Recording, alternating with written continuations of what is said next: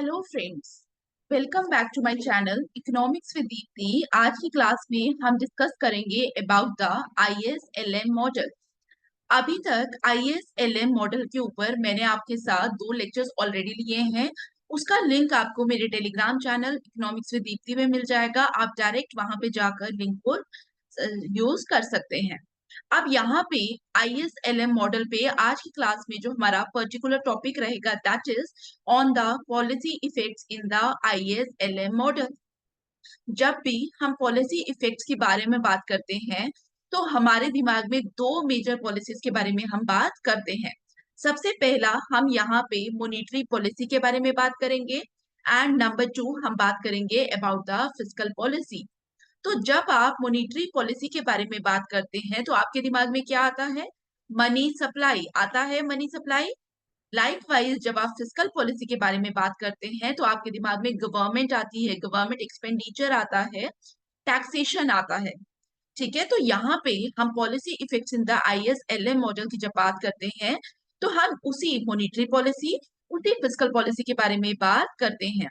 तो सबसे पहले अगर मैं आपसे पूछूं, आप जहां पे भी बैठे हो ट्राई करिए आंसर देने का, जोर से बोलने की कोशिश करिए सो दैट आपको ये लगे कि आपको चीजें समझ आ रही हैं और जहां पे प्रॉब्लम आ रही है आप उसको इम्प्रोवाइज कर सकें।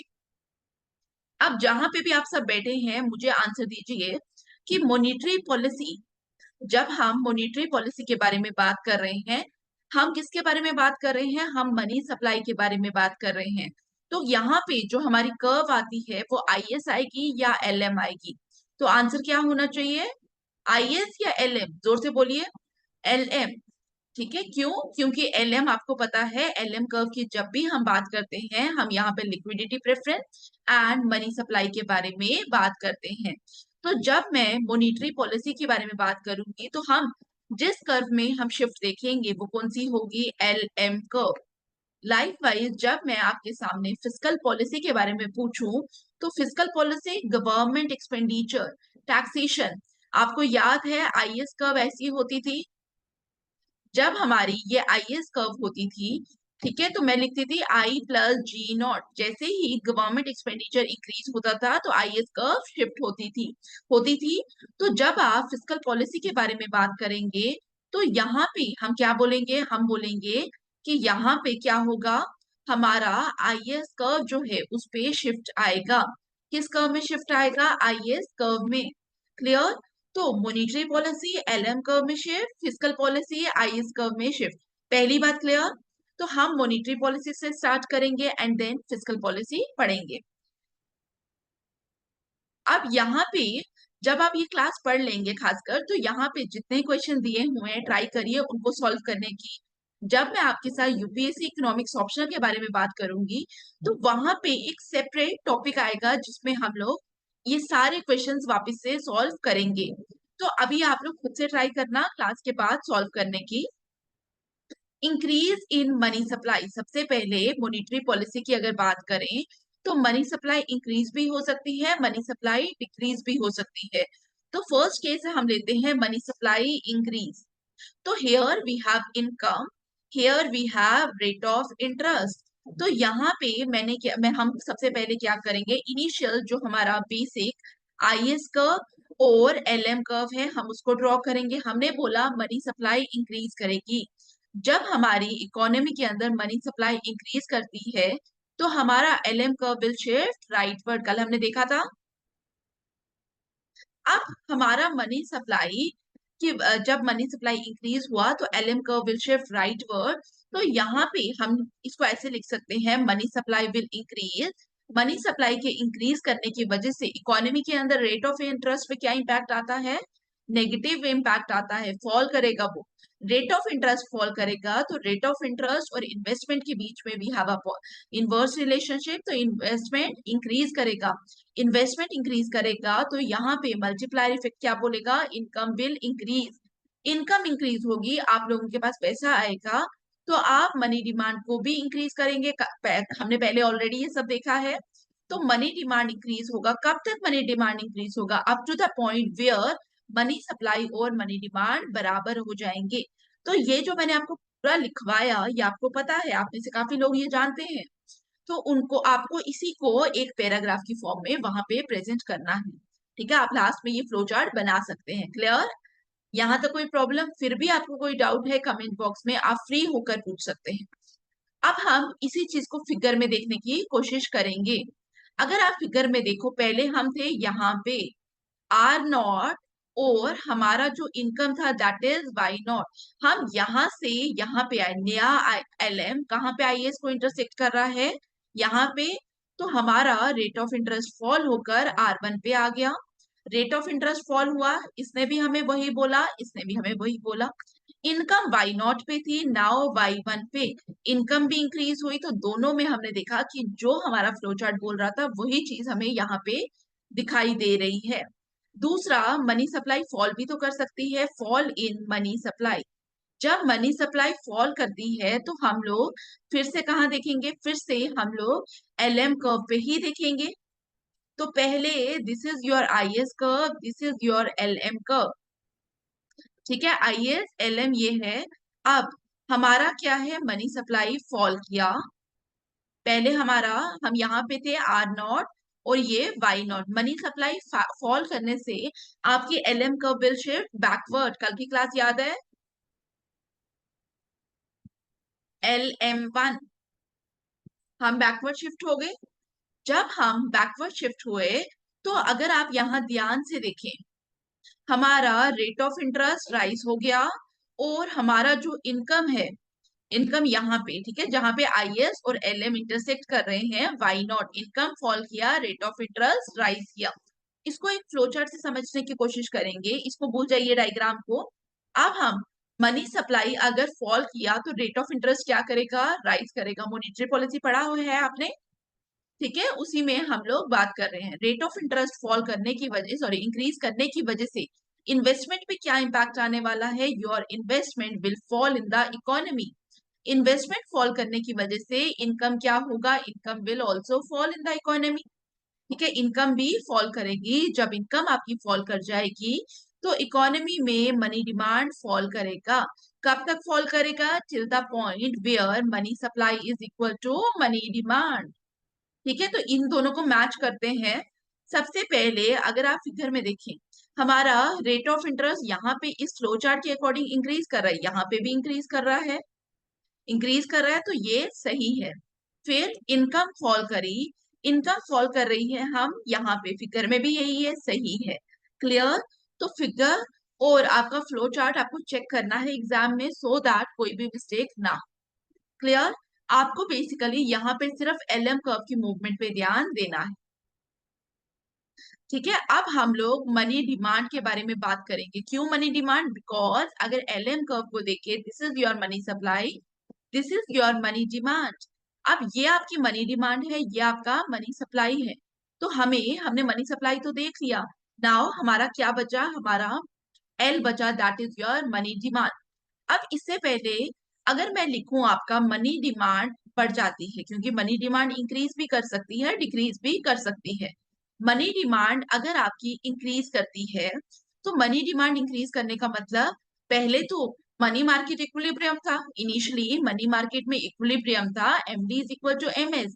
लेकिन नाउ मनी डिमांड इंक्रीज करी, इसका मतलब money demand greater than money supply हो जाएगी, क्योंकि सिर्फ मनी डिमांड बढ़ रही है।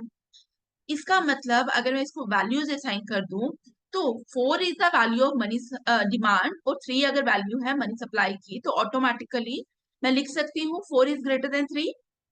तो यहाँ पे इसका मतलब 3 इज लेस देन 4 हुआ। 3 क्या है आपका, money supply, money supply is less than money demand. तो यहाँ पे मैंने आपको ये क्यों बताया, अब हमें मनी सप्लाई के टाइम कर्व्स का नेचर पता है, तो यहाँ पे हम मनी सप्लाई और मनी डिमांड की कर्व्स को देखेंगे। क्लियर? मनी सप्लाई और मनी डिमांड के कर्व्स को देखेंगे यहाँ पे। अब हमें क्या करना है, मनी सप्लाई डिमांड इंक्रीज करे, दिमाग में क्या आएगा, लिखेंगे नहीं हम इस चीज को पेपर में। मनी डिमांड इंक्रीज करने का मतलब दिमाग में क्या आएगा, मनी सप्लाई विल फॉल। तो कौन सी डायग्राम ऑटोमेटिकली आएगी, मनी सप्लाई फॉल वाली, ये वाली डायग्राम। आप बनाएंगे ये डायग्राम खुद से, ठीक है? आपके लिए मैं एक डायग्राम बना देती हूँ। मनी डिमांड इंक्रीज किया तो दिमाग में क्या आ रहा है, रफ लिख रही हूँ, मनी सप्लाई विल फॉल।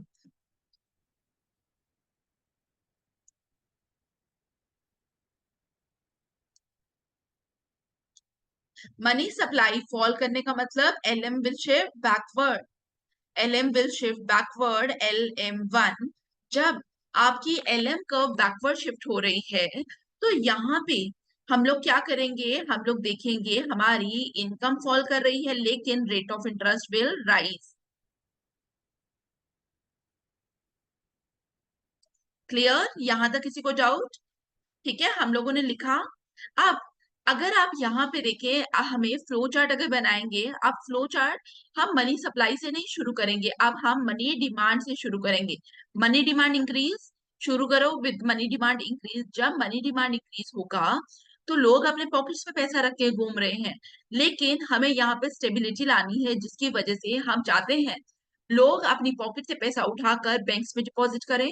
तो रेट ऑफ इंटरेस्ट को बढ़ाना पड़ेगा सो दैट वो इंसेंटिवाइज कर सके लोगों को to invest in the banks, to save in the banks. तो रेट ऑफ इंटरेस्ट बढ़ाया, रेट ऑफ इंटरेस्ट बढ़ाने से इन्वेस्टमेंट फॉल करेगी, इन्वेस्टमेंट फॉल करेगी तो आपकी इनकम फॉल करेगी।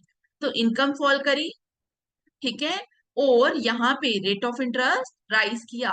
क्लियर, हमने स्टार्ट कैसे किया, मनी डिमांड से। अब मनी डिमांड इंक्रीज कर सकती है तो मनी डिमांड फॉल भी तो कर सकती है।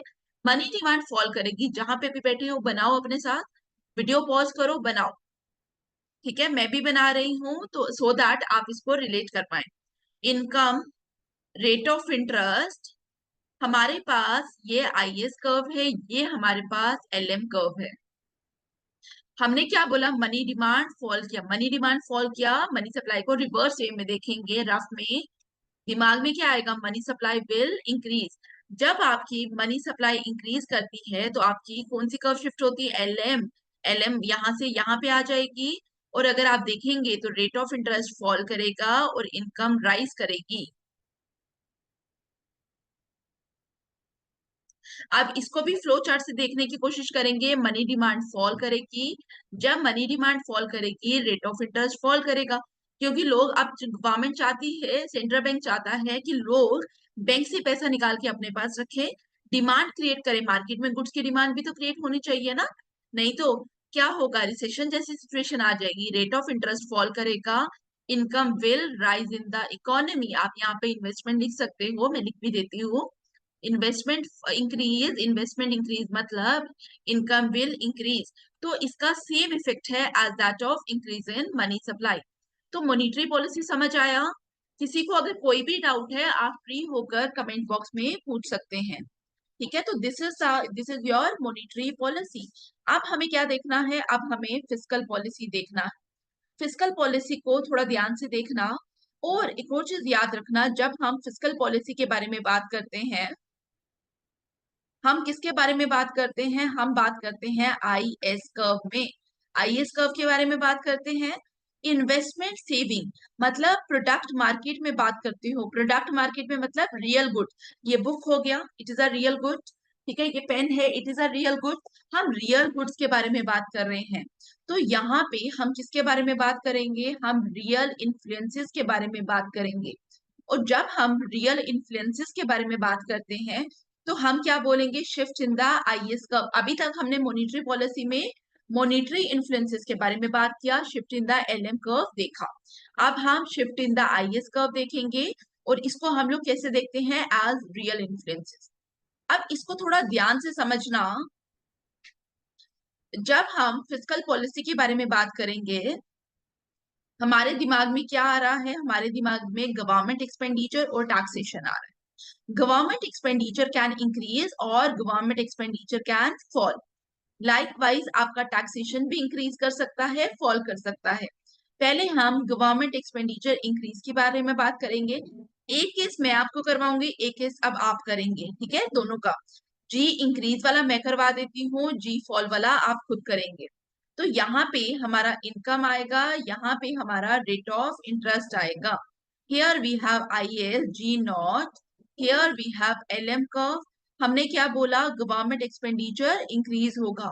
कर्व याद आ रही है IS वाली, जब गवर्नमेंट एक्सपेंडिचर इंक्रीज हो रहा था तो IS कर्व को हम फॉरवर्ड लेकर गए थे, राइटवर्ड लेकर गए थे। तो हमारा आईएस कर्व यहाँ पे आ गया, IS1, इसको ब्रैकेट में G1 लिख लो। ठीक है, आईएस कर्व हमारा शिफ्ट हो गया।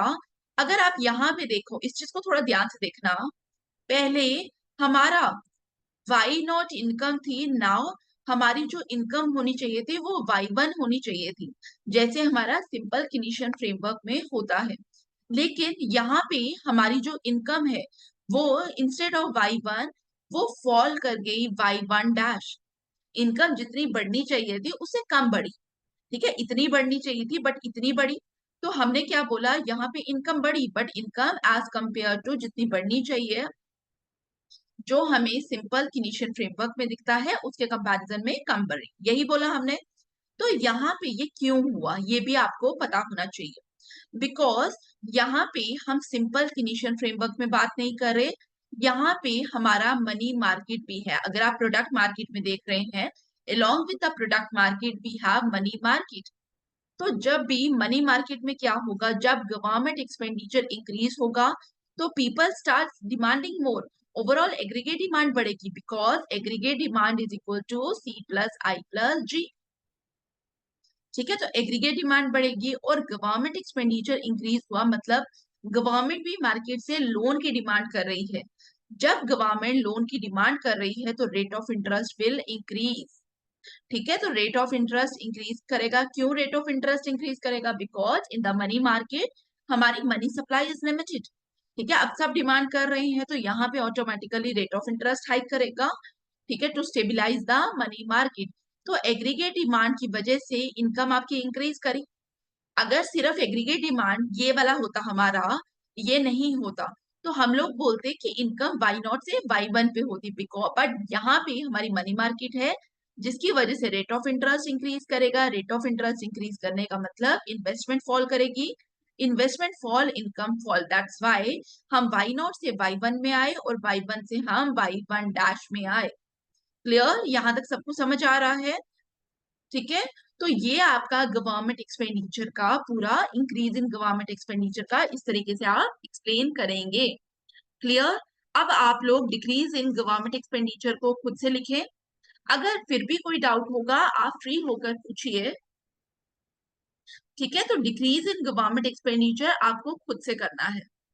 यहाँ वहां पे भी आप क्या बोलेंगे, वहां पे भी आप पूरा प्रोसेस समझाएंगे कि रेट ऑफ इंटरेस्ट क्या हो जाएगा, फॉल हो जाएगा, बिकॉज डिमांड कम हो जाएगी। ठीक है, तो उस तरीके से आप यहाँ वहां पे समझाएंगे।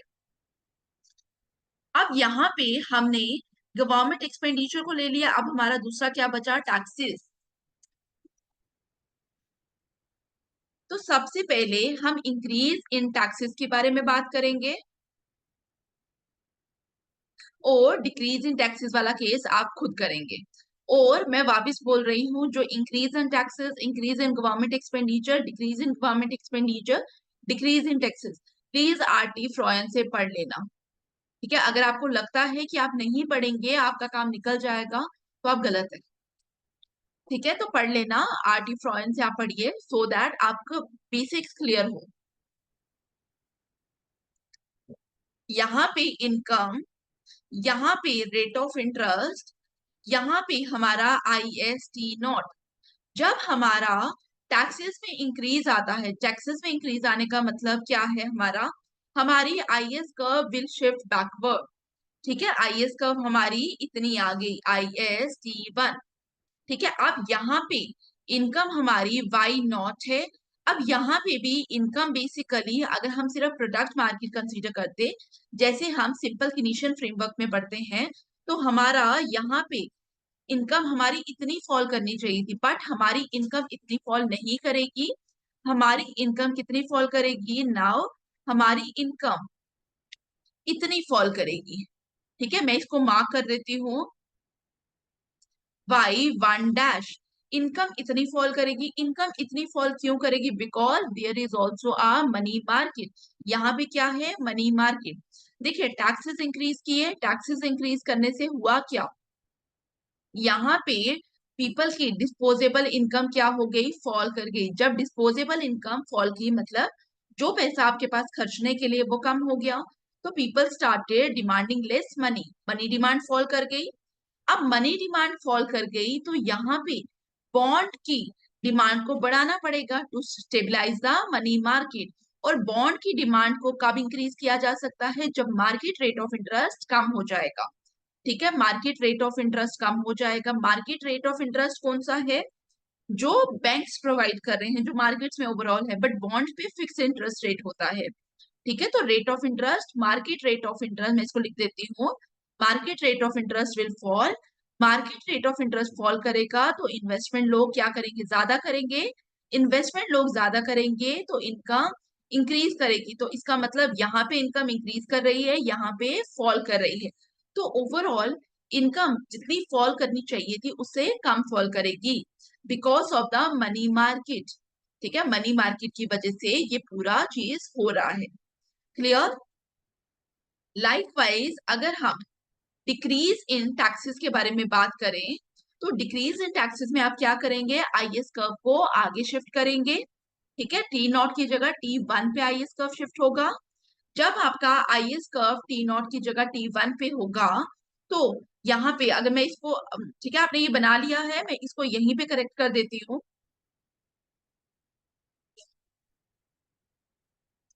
ठीक है, तो आईएस कर्व हमारा टी नॉट की जगह T1 पे शिफ्ट करेगा, मतलब हम इस साइड मूव कर रहे हैं। सॉरी, टी नॉट की जगह T1 पे शिफ्ट किया करेगा, हम बैकवर्ड शिफ्ट करेंगे। अब यहाँ पे अगर आप बैकवर्ड शिफ्ट करोगे तो लोगों के पास क्या हो जाएगा? सॉरी सॉरी सॉरी, मैंने गलत किया, माय बैड। ठीक है, तो डिक्रीज इन टैक्सेस में क्या होगा? अब आईएस कर्व हमारा टी नॉट की जगह T1 पे शिफ्ट करेगा, मतलब लोगों के पास पैसा है खर्चने के लिए। आप इस डायरेक्शन पे मूव करोगे। मैं वापस पूरा ही ड्रॉ करती हूँ। ठीक है, डिक्रीज इन टैक्सेस, यहाँ पे रेट ऑफ इंटरेस्ट, यहाँ पे इनकम, यहाँ पे आईएस, यहाँ पे एलएम। डिक्रीज इन टैक्सेस मतलब people have more money with them, तो यहां से हम आ जाएंगे IS1 पे। ठीक है, तो जब आप IS1 पे आओगे बेसिकली आपकी जो इनकम थी वो Y1 डैश तक राइज करनी थी, लेकिन इन रियलिटी वो राइज कहाँ तक की? वो Y1 तक राइज की। वो Y1 तक राइज की। ठीक है, क्यों ये हुआ? बिकॉज जैसे ही आपका टैक्सेशन फॉल किया, टैक्स का इम्पैक्ट सबसे पहले हमें किस पे देखने को मिल रहा है? डिस्पोजेबल इनकम पे। तो टैक्स फॉल होने का मतलब पीपल के पास खर्चने के लिए जो पैसा है, डिस्पोजेबल इनकम। डिस्पोजेबल इनकम क्या होता है? Total income minus taxation. Disposable income बढ़ी जब आपके पास पैसा ज्यादा है आपकी पॉकेट्स में, तो आपके पास मनी डिमांड इंक्रीज हो जाएगी। जब मनी डिमांड इंक्रीज हो रही है, लोग खर्चने के लिए ट्रांजेक्शन डिमांड इंक्रीज कर रहे हैं, तो आपको पता है मनी डिमांड में ट्रांजेक्शन डिमांड, स्पेक्यूलेटिव और प्रिकॉशनरी आता है। अगर ट्रांजेक्शन डिमांड बढ़ रही है तो हमें कहीं ना कहीं इसको स्टेबलाइज करना है, तो हमें स्पेक्यूलेटिव को कम करना पड़ेगा। स्पेक्यूलेटिव डिमांड को कम करने का मतलब हमें बॉन्ड की डिमांड को कम करना पड़ेगा। बॉन्ड की डिमांड को कम करने का मतलब क्या है? मार्केट में लोगों को ल्योर करना पड़ेगा, लोगों को इंसेंटिवाइज करना पड़ेगा सो दैट कि वो इन्वेस्ट कर पाए इन द बैंक्स। पैसा बैंक के पास रख पाए, जो बैंक में मार्केट रेट ऑफ इंटरेस्ट चल रहा है मार्केट के अंदर कहीं पे भी, उस पे पैसा इन्वेस्ट कर पाए, तो रेट ऑफ इंटरेस्ट बढ़ेगा। जब रेट ऑफ इंटरेस्ट बढ़ता है इन्वेस्टमेंट फॉल करेगी, इन्वेस्टमेंट फॉल करेगी, इनकम फॉल करेगी। तो यहाँ पे आप देखेंगे इनकम फॉल करेगी, और यहाँ पे आप क्या देखेंगे? आप यहाँ पे देखेंगे कि इनकम विल राइज। क्लियर? यहाँ तक समझ आया सबको? कोई डाउट? ठीक है, यहाँ तक आई होप यहाँ तक चीजें समझ आ रही हैं। अब यहाँ पे हम लोगों ने जैसे टैक्सेस को देखा, जैसे हमने गवर्नमेंट एक्सपेंडिचर को देखा, उसी तरीके से हमारा आईएस कर्व की अगर बात करें तो आईएस में हमारा इन्वेस्टमेंट भी है। तो इन्वेस्टमेंट का आप कैसे देखेंगे? इन्वेस्टमेंट, प्राइवेट इन्वेस्टमेंट इंक्रीज भी कर सकती है या डिक्रीज भी कर सकती है। जब प्राइवेट इन्वेस्टमेंट इंक्रीज करेगी तो IS curve will shift forward, अगर डिक्लाइन करेगी तो बैकवर्ड। क्लियर? यहाँ तक सबको समझ आया? ठीक है, तो this is your monetary and fiscal policy. अब हम मॉनिटरी फिस्कल पॉलिसी कॉम्बिनेशन देखेंगे। ठीक है, जहां पे साइमल्टेनियस मॉनिटरी और फिस्कल पॉलिसी दोनों लग रही हैं। Monetary fiscal policy combination.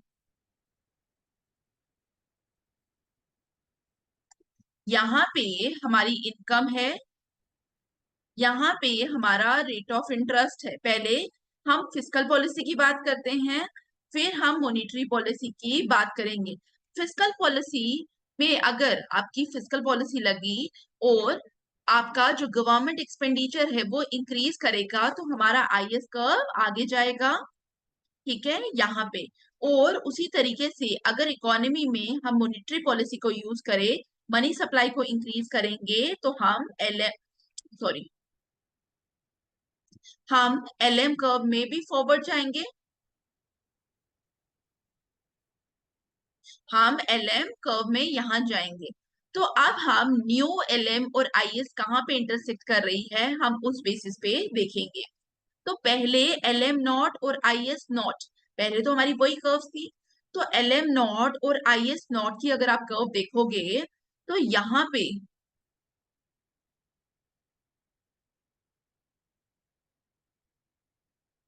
हमारा रेट ऑफ इंटरेस्ट जब एल एम नॉट और आई एस वन है, सिर्फ इन्वेस्टमेंट इंक्रीज किया तो आई एस वन, तो रेट ऑफ इंटरेस्ट हमारा ये है। लेकिन नाउ न्यू इक्विलिब्रियम से रेट ऑफ इंटरेस्ट फॉल करेगा, ठीक है। तो लाइक वाइज हमारी इनकम पहले यहाँ पे थी वाई नॉट पे, यहाँ फिर आ गई यहाँ पे वाई वन पे।